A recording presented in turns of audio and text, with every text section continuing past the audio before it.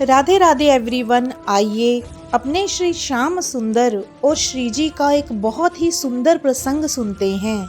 तो होता ऐसे है कि एक बार ललिता सखी अपनी सभी सखियों के साथ कुंज में आम तोड़ रही होती हैं कि तभी वहां से श्री श्याम सुंदर जी गुजरते हैं और उनकी नज़र पड़ती है आम तोड़ रही ललिता सखी पर।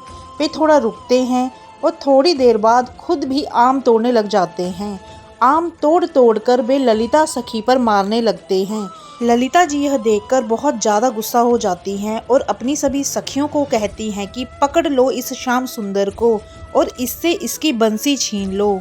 और तभी सभी सखियां मिलकर श्री श्याम सुंदर से उनकी बंसी छीन लेती हैं। दोस्तों, आप लीला तो देखो, अनंत कोटि ब्रह्मांड के स्वामी श्री गिरिधर गोपाल अपनी बंसी बचाने में असमर्थ हैं ललिता जी के सामने। फिर ललिता जी कन्हैया से बोलती हैं, देख कान्हा, अगर तुझे तेरी बंसी चाहिए तो हमसे आम तोड़ प्रतियोगिता करनी होगी।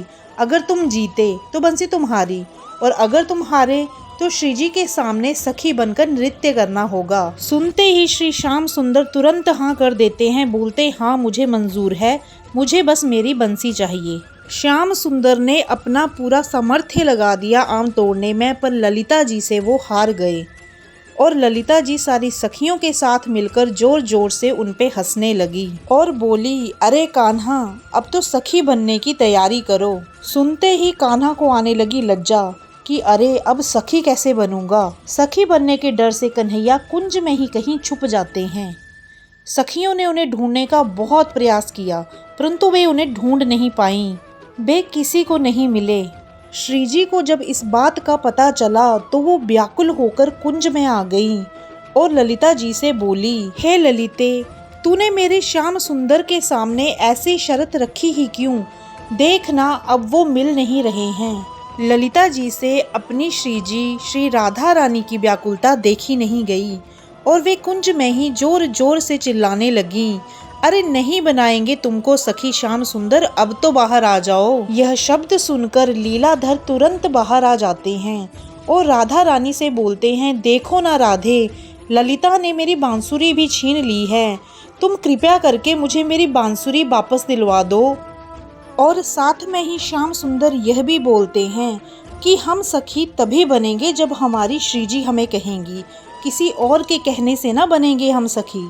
यह सब देखकर श्री जी अपने मन में सोचती हैं कि क्यों ना आज अपनी सखी को ही जितवा दिया जाए। श्री जी श्याम सुंदर से बोलती हैं कि सुनो श्याम सुंदर, अगर ऐसी बात है तो आज आप हमें सखी बनकर अपना नृत्य दिखाइए और फिर अपनी बांसुरी भी वापस ले लीजिए।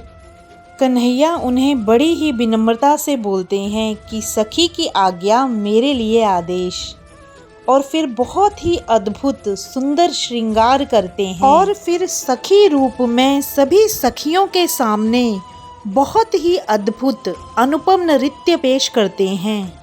श्री जी के साथ सभी सखियों को परम आनंद आ गया। ऐसा अनुपम नृत्य देखकर सभी खुशी से झूम उठी, प्रसन्न हो गईं और इस तरह श्री जी ने अपनी परम सखी श्री ललिता जी को जितवा भी दिया। तो मेरे प्यारे कृष्ण भक्तों, इस अद्भुत लीला का अर्थ यह है कि जो कोई व्यक्ति श्री जी की शरण लेता है, श्री जी का नाम लेता है, उससे अनंत कोटि ब्रह्मांड के मालिक श्री कृष्ण तक हार जाते हैं। तो आइए मेरे साथ प्रेम से बोलिए, जय जय श्री राधे।